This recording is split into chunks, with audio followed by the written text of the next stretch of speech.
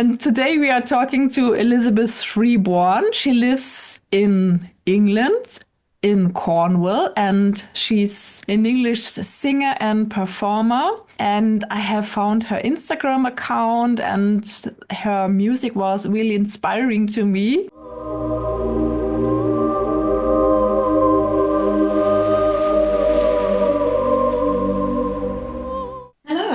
I'm Elizabeth Freeborn. I'm a singer based in Cornwall in the UK, as you said. So I do a lot of work with the Cornish language, Celtic languages, and folk music, original music, and also kind of I tune into kind of etheric realms and create kind of ritual music and temple music.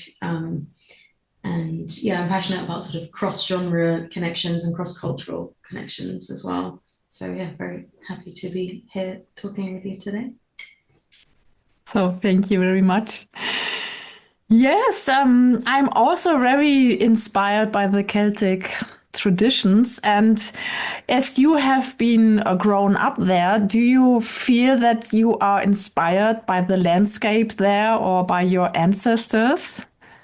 Definitely, yeah. The Cornish landscape is probably my biggest inspiration, like the single biggest muse for my artwork and Mm-hmm. anything creative that I do. I've spent a lot of time just like sitting by the sea, sitting on the rocks, sitting under trees, and just listening and Mm-hmm. writing music as well, and just singing, channeling. I feel very kind of attuned to the land. Um, so I'm only second generation Cornish. So my father was born here. Mm-hmm. But before that, um, yeah, my ancestry goes back in lots of different places, and sometimes I see, because there are a lot of people in Cornwall who have like, really old families, like they have, their families go back like generations and generations in Cornwall, and maybe even some of them back to when Cornish language was actually spoken here, because it's not really now, or it's having a resurgence, but it's been a dead language for a long time. So I think my main way of connecting has been very much through the land rather than through like deep ancestral roots. Yeah, it's just the land just really speaks here, and especially I feel like the language is intertwined with the sort of the rugged coastline and the ocean and the trees, and yeah. Yes. Yeah, I have watched one of your videos recently with a Selkie song. Would you like to tell us a little bit more about this? You are showing yourself there near the ocean. This was really inspiring. Oh, thank you. Yeah, that was just a kind of spontaneous moment the other day. It's one of my favorite places in the world. It's called Hmm. St. Agnes. It's St. Agnes Head. So you can sit like right on the cliffs and see down into this like really dramatic seascape. And there was just a seal down there, just floating down there. Sometimes there's seals there. Um, and I just felt compelled to sing as I do sometimes. And yeah, sometimes I feel like, oh, I'll just get the camera out and see if I can just capture this moment. And yeah, I think it was one of those times where I felt like the situation around me and the energies around me just kind of came through, came through me. And Hmm. I did a bit of editing of the audio afterwards, which was basically just isolating the audio and adding some kind of echoes of it and adding some like reverb effects. But essentially, it's just like live audio of what I felt like the sea was saying or the seal was saying. So the mythology of the Selkies is that they're kind of part seal, part human beings, very mystical beings. They're said to sing and be very sort of beautiful and elusive, and they're known for like men would fall in love with them and try to capture them and keep them, but they would always find their way back to the sea in the end. Hmm. Yeah, that's so inspiring. And you have mentioned that you are actually channeling the music, so it's improvised and it's flowing through you. Yeah, most of what I do is improvised, or certainly how, even if I end up writing something, it's always started out as improv. But yeah, most of my sort of videos like that are just in Hmm. nature. Yeah, it's just channeled and improvised. Oh, so fascinating. So let's dive into the topic a little bit deeper. Maybe we have here in our audience some people who also want to create such, yeah, channeled music. Did you experience in the past any blockages you had to remove before you were able to create music like that? Definitely. Yeah, there's a lot of blockages. Yeah, I think that the voice can definitely be something that can be very blocked. Mm. And especially as women, I think our voices can be very, there can be a lot there to work through, and definitely singing out in nature. I used to find, well, I still find a lot of fear sometimes with just doing that out in nature because there's quite a lot of people around here. It's not, Cornwall is very Mm-hmm. kind of overpopulated these days. So it's Mm-hmm. actually quite hard to find anywhere that's really wild, where there aren't any people, or where you're like guaranteed to not, be disturbed. So it's can be kind of scary to sing like that and to be in that kind of vulnerable state of channeling without without worrying about being heard or being listened to. But Mm-hmm. sometimes I find if I just go deep with it and I let myself kind of go with it, I can sort of trust.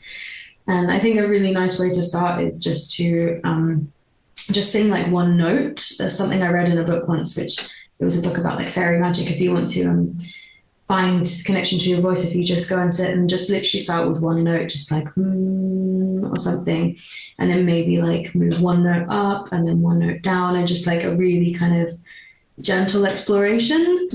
It's a kind of safe. It's a kind of way to to feel safe in your voice and to kind of just really gently start to express rather than feeling the pressure to be like, I have to do something amazing or like channel something really incredible. Mm-hmm. It's just about being there and connecting with the voice, and connecting with what's around you. Because I definitely get sometimes a bit bogged down in like, because I'm a professional singer, sometimes I go a bit too overcomplicated and I try to do something that's really like, overcomplicated, and singing in nature doesn't need to be complex. It can just be sometimes the most beautiful melodies or the most beautiful prayers can be really simple. So I think it is something that anyone can do and anyone can sing. Even if you feel like you can't, you can.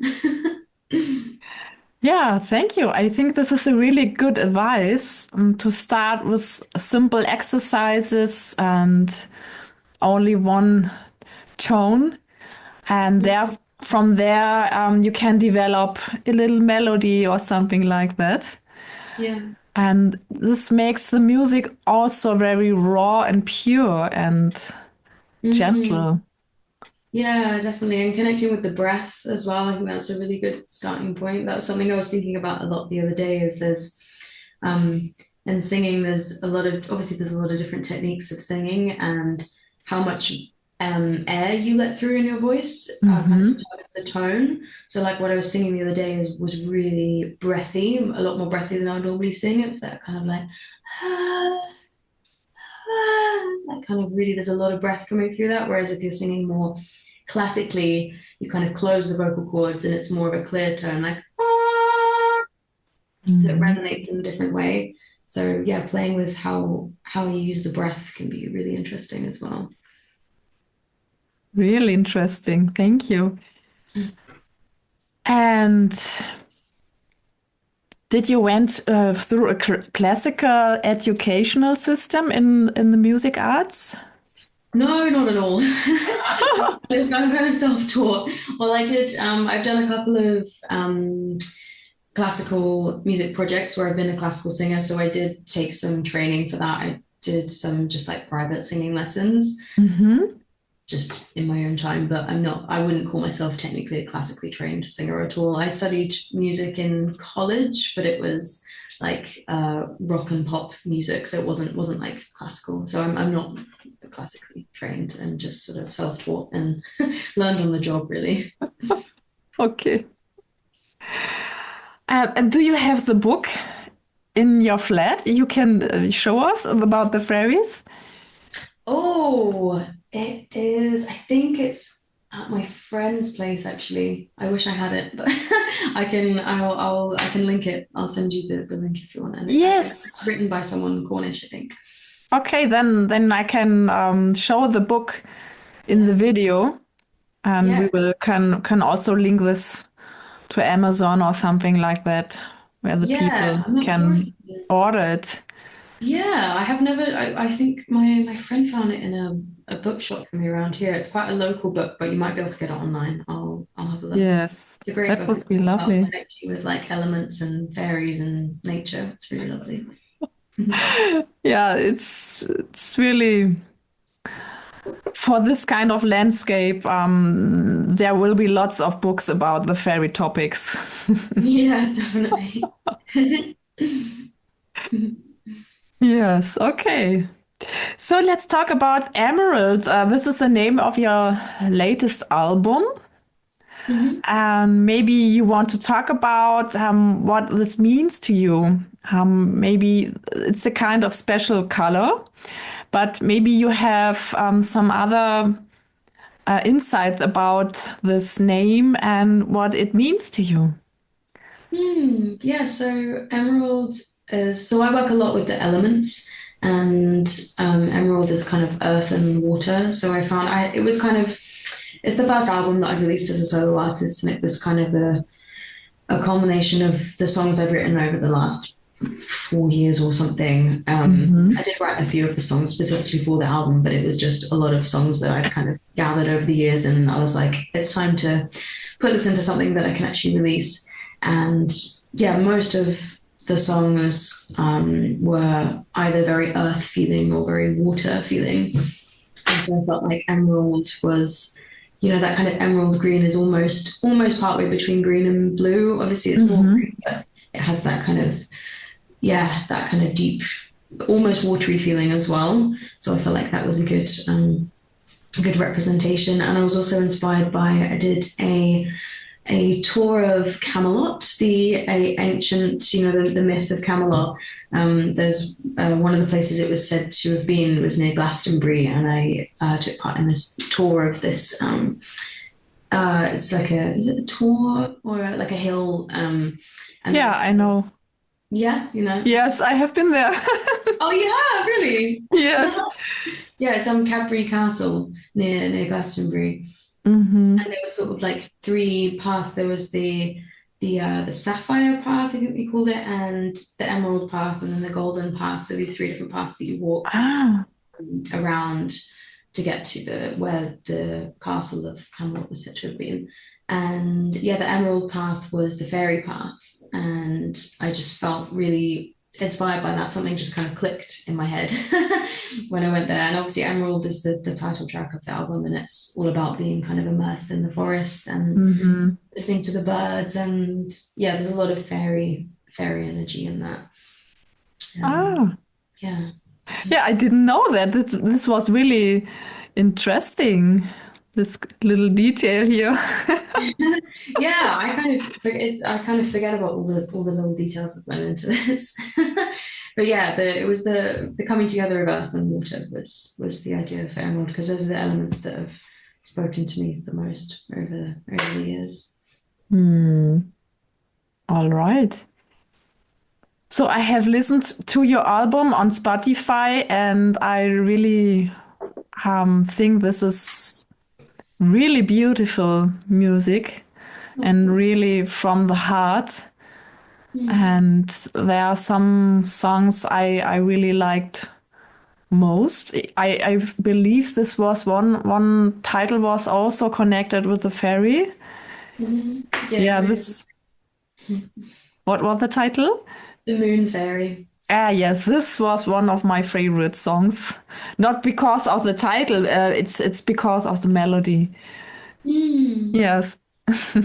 Oh, I'm glad you like it. Yeah, I forgot actually that was the other reason for choosing Emerald was the emerald is linked to the heart and Mm-hmm. yeah, the opening of the heart. But yeah, the Moon Fairy was one that I wrote when I was in Wales, so another Celtic land, and it was full moon, and it was I was just playing on my guitar, and it was just a melody that came through me. I hardly ever play that one live. I don't most of the songs on my album I actually don't really play live, so I kind of forget about them. I kind of, to be honest, kind of Yes. forget that people actually listen to my album. I still haven't quite connected the reality that I make an Yeah. album and people actually listen to it. Yes, I can understand. That's because this is channeled music and it's in the Mm, flow. This is not a classical music piece. mm, Yeah, I can totally understand this. yeah, thank you. Hmm. Yeah, I hadn't really thought of it in that way. I think I was in a very, when I made the album, there was like about 2 years where I was in a very, very professional space with music. And I was really like, right, I'm going to be an artist. I'm going to devote myself to being an artist and doing all the professional things. I'd released albums with my band before, so I knew how to kind of do everything. I did all the, the marketing and the graphic design, I wrote the press release, all this kind of professional stuff, but it in some ways didn't really resonate to be sort of pushing it in that way because it just feels like a very vulnerable, my music is very vulnerable, it's very from the Yes. heart. And Hmm. yeah, it's been a kind of sometimes a difficult dance with sort of being in the music industry and obviously having to kind of sell yourself as an artist. But I'm like, I don't really want to sell these things, if you understand, because I don't, yeah, I want it to be sort of freely given and Hmm. from a place of heart and connection rather than a place of I want to be successful or I want to make money Hmm. for music, because that's kind of what the industry leads you to do. Yes. Yes, I can totally relate to that Yeah. because I also find it very vulnerable if you are stepping into these rooms to open up your voice and to channel like that. This is Mhm. very intimate. Yeah. Yeah, it is. Yeah, did you, Mm. because you sing as well, didn't you?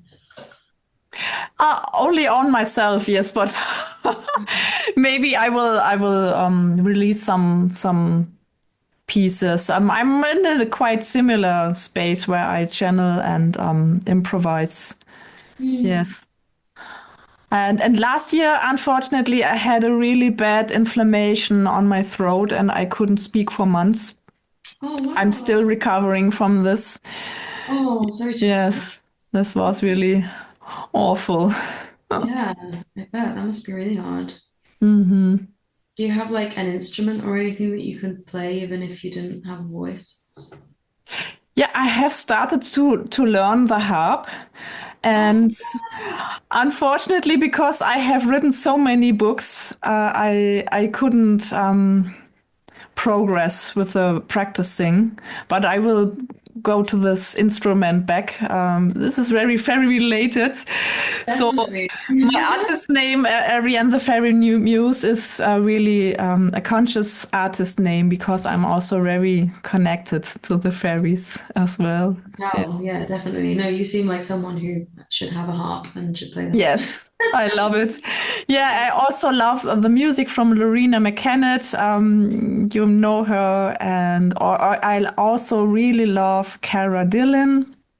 Mm. And yeah, there are some people out there who inspire me. Yeah, I was just thinking because when I've not had voice or when I've been ill, I sometimes play my harp, and that's been really helpful when I really want to sing but I can't. If you, yeah, Yes, with your singing with your hands. yes. Yeah, well, I also like to paint.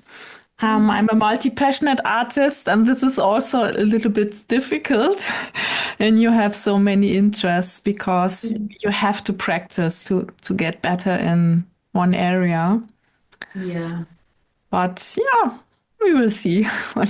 yeah, I definitely relate to that. I'm the same. I paint as well, and I'm always learning like Mhm. 3 different instruments and 4 different languages at the same time, and it's like none of them ever actually get very far because I'm always doing like all of them at once. Yes. Yeah, It's yeah, good. It's a sign of passion and creativity, I think. absolutely. Yeah, and you are also connected to the archetype of the mermaid. I'm also, yeah, diving deep into the archetypes. What does it mean to you? Mm, mermaid, yeah, mermaid energy is something that's just kind of come over me and just it feels intrinsic to me somehow. I think being in Cornwall, it's obviously it's just so surrounded by the coast and the Yes. sea. It's just the ocean is just maybe the single most important thing to me in my life. I've just spent so much time by the ocean. If I'm ever sad or tired Hmm. or scared or anything, I will always go to the sea. And if I stay for long enough by the sea, I feel okay. Like even if it takes hours, eventually I'll feel okay and I'll feel connected again. And yeah, I think mermaid energy is it's very elusive and very ancient, Mhm. and very linked to music, I think as well, very linked to sound. Like this, obviously, in a lot of folklore, you have the siren song or mermaids singing to humans. It's definitely a theme that's bled through into a lot of folklore. But I really kind of feel connected to the ancient essence of mermaids, the kind of Mhm. light codes in the water, and just the healing of water and the how it connects the whole world. Like when I go to the ocean, it makes me feel like I'm connected to the whole world, because the ocean expands all around the world. Like when I was Yes.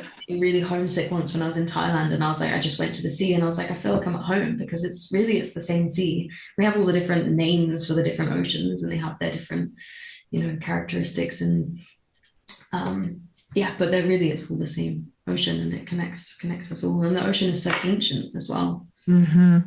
Feels like it just holds so much healing. Yes, definitely. And the water carries the sound waves quite well. Yeah, And it's really true. there are many therapies about water, breathwork in water. Did you ever experience breathwork in water sessions or something like that? No, I haven't. That sounds really interesting. Ah, yes, I went through a rebirthing a training many years ago. And breathwork is popping up everywhere in the last few years. And but the roots of this are really old. And rebirthing connects the breathing in with the breathing out. So we are breathing in circles. And you can take hot water or cold water rebirthing sessions. And in this kind of sessions, it can happen that you remember your own birth experience as a baby. And this is also connected to painful memories, but as well to very blissful states of consciousness. Sometimes before birth, and because when we are in the womb of the mother, we are also swimming in the waters there. And this is also a very interesting connection to the water. Wow, yeah, that's so interesting. Yeah, thank you for sharing. Yes, and cold water breathwork sessions are also very powerful. Mm. They can release trauma and because when we are traumatized or emotionally stressed, we store everything in our muscles. Mm. And after this cold water sessions, you are starting shaking very much, and this releases much tension from the body. Right. Yeah, I've sort of dabbled in cold water swimming, and it can definitely be very, very powerful. Hmm. Mm. Yes, and maybe you know Jonna Yinden. She's also a YouTube creator, and Yeah. she takes baths in the winter in the Yeah. water, ice Yeah. bathing. Oh, this is really challenging. But in Yeah, for the Nordic peoples or the people in Russia, they do it regularly. definitely. Yeah, it's just normal for them, isn't it? Yeah, I think Nordic people are built differently. Hmm. Yes, it seems to be very healthy. Yeah, it can be. Yeah, well, I tend to kind of listen to my body with things like this, and actually, even at this time of year, it's very cold in the water here. Probably not as cold as Sweden. Mm. But sometimes my body's just like, no, it's actually too cold for you right now. It's not. Yes, yeah, I understand. Mm. Yeah. Yes, so but in the summertime, you have a really beautiful place there in near the coastlines. Yeah, it's so beautiful. I mean, it's beautiful all year round. It's just different. But yeah, Cornwall in the summer is really incredible. I'm usually in the sea a lot, and yeah, just swimming and being a mermaid. And I sometimes sleep out on the cliffs by the water and wake up and swim again. And yeah, it can be so blissful. Yeah, really. So fine. Do you have any artists that inspire your work? Actually, Yoni Inton is probably a big one. Having just mentioned her, she's amazing. I feel like Hmm. she I can feel her ancestry in the way that she sings and the way she does everything. Do you know what I mean? Like you can feel the sort of lineage that's behind her when she creates. Hmm. She's just so intrinsically linked with nature. Like nature is just, yeah, so important to her, and I really resonate with that.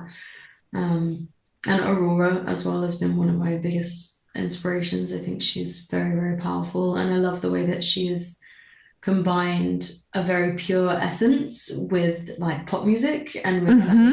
more mainstream container, which is something that I'm really, really interested in, and because you can just reach so many more people. I think it takes a very Yes. particular kind of person to be able to hold that energy. And yeah, I think she's very inspiring in that way. Um, yeah, but yeah, most of my inspirations are female singers or Hmm. yeah. Mm. Thank you. Hmm. And when did you start to sing? When did I start to sing? Yeah, people ask me that a lot. I never quite know how to answer. I've kind of always sung, but I never sang in front of people for many years. I was always very afraid to, yeah, to sing in front of anyone or to let anyone hear me. It wasn't really until Mm. I went to college. As I mentioned, I did like a rock and pop music course where basically the course was just like being in a band. And to start with, I was just playing piano because I was too scared to sing. I did like some backing vocals. But by the Okay. end of 2 years in college, I was singing and we did a gig and I actually sang in front of people and I was like very, very scared. um, yeah, I kind of always sang in my own time and kind of my own safe space. And yeah, and it just kind of naturally evolved into wanting to share it and do it professionally. Yes, I think when I found connection to the more sacred singing, Hmm.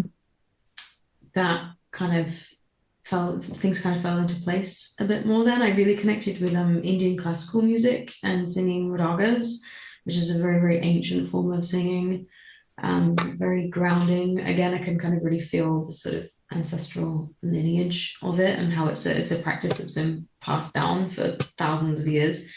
And that really grounded me, I think, into singing. And I've forgotten what the question was you asked. Oh, how did I get into singing? Yeah. kind of, yeah, kind of evolved, I guess, into Yes. what I do now. Yeah. It's so interesting that you have been afraid to sing in front of an audience. And I think many of our people here in the audience can relate because the highly sensitive people that want to be really honest and authentic, they put themselves really in a vulnerable situation performing like that. And I can totally understand this. Yeah, totally. Yeah, I mean, I still massively struggle, to be honest. It's been Hmm. a really big battle for me. Just being on stage at all is really hard. It does not come naturally to me at all. Like I see other singers sometimes, or other performers, and they just seem like they're just in their element and they're just like, yeah, just, Hmm. and I just find it so, so hard a lot of the time. And a lot of the time I don't always enjoy performing because I'm so in that like fight or flight instinct because it's so Yes. scary to be that vulnerable because I feel like when I sing it just my heart just pours out of my mouth. I can't really be any other way. Yeah.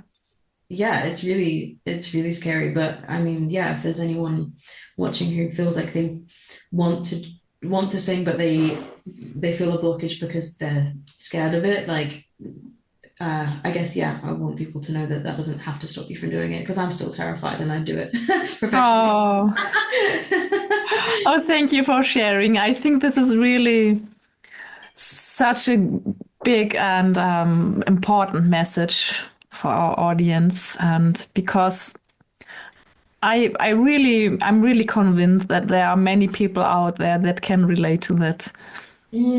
Yeah, definitely. I think a lot of people are maybe more nervous than they seem when they're on Hmm. stage. Like, I Yeah. mean, I never come across like I'm nervous at all. No one, I'm very good at having a Yes. front, and I know how to, present myself, and no one ever thinks that I'm nervous. Even in Hmm. like my early days of performing, and the people are like, "Oh, you don't seem nervous. You seem fine." Hmm. Yeah, that's like being, highly sensitive and empathic. You learn to kind of to crack on, to keep going. But on the inside, it can be really difficult. But I think it's important to do it anyway. Because there's been times where I've really wanted to just quit. Like I've really wanted to be like, Hmm. I can't do this anymore. Like after I released my album, I was just like in like vulnerability overload, and I was like, I can't do this anymore. I'm gonna delete it. I can't perform ever again, and Oh, have to like let those states pass, and and just kind of breathe through them, and then it comes back around, and I'm like, okay, I can do this. But it's not easy, especially for sensitive people. yes. Yeah. Wow. So you have also mentioned that the commercial pressure is not so good for these kind of artists. And maybe if you want to talk about how you are dealing with the topic, you also have to earn your money. Maybe you would like to talk a little bit about this, how you balance these aspects. Yeah, it's really challenging. I think it's one of the biggest challenges of being a creator or a creative person. Because I think when I kind of quit my job and was like, oh, I'm going to do music full time and just put this huge pressure on myself to be Hmm. successful in it, for me, it just really didn't feel right to kind of put that kind of pressure on my music. So I sort of took a bit of a step back and I do sort of other work that supports me. Hmm.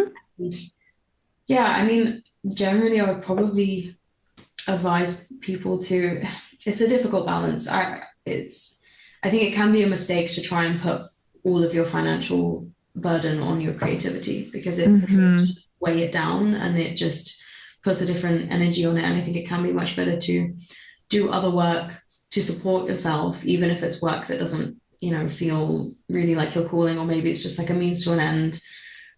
But sometimes that can be the better option is to work that job and be creative where you can and try and do it alongside rather than trying to do only be creative because it can just be really really draining. But it's a very complex issue, and everyone's situation is different, and everyone's level Yes. of privilege is different. And that's something that I'm passionate about in a kind of big picture sense. I not only want to develop myself as an artist, but I want to develop myself as a kind of don't know exactly what I've worked in events as well, but like I want to kind of create spaces for people to be able to be creative and Hmm. to be supported to be creative because there's not a lot of money available for this kind of stuff in a lot of places. I mean, maybe it's different in cities or when there's more of a scene of it, but in Cornwall, there's not much money around here, so it is really challenging for creators. And something I'm Hmm. really passionate about is sort of big picture thinking is to create some infrastructures or support for people to be creative and to be paid to be creative so they don't have to Yes. work a soul-sucking job or kill themselves trying to make money off music. It's really difficult. That's something that I would like to see change in the world because I think the world needs creators. The world needs artists Yes. to express themselves and to share what they have to say, and we need more spaces for people to be able to do that. Wow, thank you. So we have talked about this at the beginning or before our interview recording. I would also like to create an online community for creative people and artists. And yeah, maybe we have a similar thought about that. And I also think this is really important to create these circles online and offline as well. Yes. Yeah, yeah, definitely. Hmm. And the other topic I think is also very important with the financial pressure, because creativity needs space so that you can breathe and rest and receive. And when you are on this hustling mode to Mm. earn your money from it full time, it can also destroy your creativity. It can, yeah. Yeah, I think it depends on what kind of person you are because I've seen people, even people around here in Cornwall who are very driven, very hardworking musicians, and they just kind of they just do it and they just keep going and they just smash Mhm. out all the gigs they need to do because you can make money just doing loads of gigs and doing, just really pushing it. And I see how that does work for some people. But for me personally, because of the essence of my music being so sensitive and the essence of me being so sensitive, Yes. it hasn't resonated for me. But I also would if encourage people if they feel like they do have that strength and they do have that ability to just like do it, then like do it because that's great.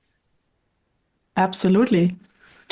And on the other hand, when we are talking about multi-passionate personalities, and this is also for me a huge aim, and I'm constantly working on to create several sources of income with all my creative talents. I'm also writing books.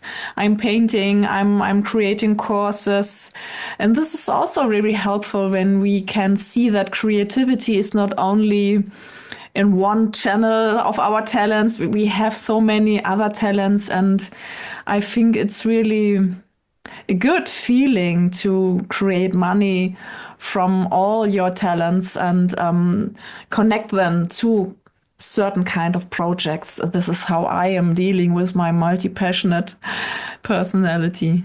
Mm, yeah, that's great. Yeah, it's definitely valuable to have like those kind of multiple streams of income and have lots of different threads of things going on. Yeah. Mhm. Yes. So let me ask you some few last questions. Let's talk about your vision. You have already talked about your bigger vision to connect with creative people crowd out there. And do you have for your own aims and for your plans any special vision you would like to share in this interview? Hmm. I think my biggest wish or my biggest feeling is to just embody love. Okay. It sounds kind of like just cheesy, but um, yeah, just to embody love and compassion and create spaces where people can feel that and to feel connected to each other. I think I've it's been a kind of a journey to sort of let go of attachment to material success. I think trying to reach for like material success in music for me just really hasn't felt right. And coming back to the intention of like how do I want people to feel or like how what do I want to give to the world? And it's yeah, just love and connection to nature and connection to each other as well. I think that's why I'm passionate about connecting lots of different genres. Like I work within lots of different genres. I'm really passionate about lots of different genres, like folk, connecting like folk music because it's such a community thing, but then Mhm. also I Mhm. love like pop music. And again, that's something that really reaches the masses and kind of bringing all and music, world music, like music from all around the world that's just incredible, bringing all these together in a way that people can connect, having, especially in spaces where people can sing and dance together, that's just like a fundamental human connection. And yeah, that's what I like to inspire in what I do. Ah, that's lovely. Yeah, you are absolutely right. Singing is not only performing on stage, it can also be very collective when people are singing together in a circle. This is really Mm, powerful. definitely. Yeah, totally. Mm. So let me ask you one last question. If you could give yourself, your younger self, an advice, maybe 5 or 7 years ago, what advice would you like to give your younger self today? That's a good question. Um, Probably don't have attachment to things looking a certain way or like things, the things that you want or the things that you wish for or the way you want things to go, whether it's with career or other things. Mm-hmm. Yeah, don't have too much attachment to that being like a certain way because when you have attachment to things happening in a specific way, you're shutting down all the other possibilities. Like I'm in a place where I never would have expected to be with people I would have never expected to meet and projects I never could have even imagined. And I think I've had to sort of let go of the way I thought things were going to be because the universe was actually wanting to give me things that were better or bigger. I'm Wow. someone who gets quite fixated on things, so that would be a big piece of advice. Would be, yeah, don't overthink things or get attached to specific outcomes, and more focus on the feeling of things or the intention. Because that can be a really grounding thing to be rooted into intention rather than like Mm-hmm. material outcomes. Yeah. Wow. Thank you. This is really an inspiring thought, and it puts away a lot of pressure. Yeah. Yeah, definitely. How about you? What would your message to your younger self be? Be brave. Mm, um, I think trust your intuition, mm, um, and don't wait too long. This is because I am really an inspired person, and I tend to wait a lot. And it always turns out that this inspiring thoughts I have turn to be right and purpose driven. And yeah, it's really important to listen to ourselves and then not only ask for advice from other people to give us allowance to do something or appreciation or something like that. mm, But to listen to my own voice, also the inside of my inner being, this is really, really important to trust my inner guidance. mm. Yeah, that's beautiful. Yeah, you definitely have a lot of light to share, so definitely trust it. Yes. Mhm. So, Elizabeth, it was a really honor for me to speak to you in this Oh, interview. likewise. Thank you for having me. It's been really lovely to chat with you. Yes, we are coming to an end. And if you have to share something for our audience, this is your time. You have the space for something. Maybe you were inspired to say something at the end here right now. Hmm. I think just keep creating. If you feel an urge to create something, then follow that, even if you don't know why, if it doesn't make any sense. Sometimes Mhm. you have a calling for something or an impulse for something and you don't know why, or just anything that interests you, just follow it and you never know what it could become. Oh, so beautiful. Mhm. Yeah, so Elizabeth, I wish you all the best. I thank you very much for your time and your coming. We will link your Instagram account and your YouTube account below this video. And I would love to talk to you again in the future. And Yeah, we will likewise. stay in touch. Yeah, thank you so much. It's been so lovely to meet you and chat with you. Thank you for coming.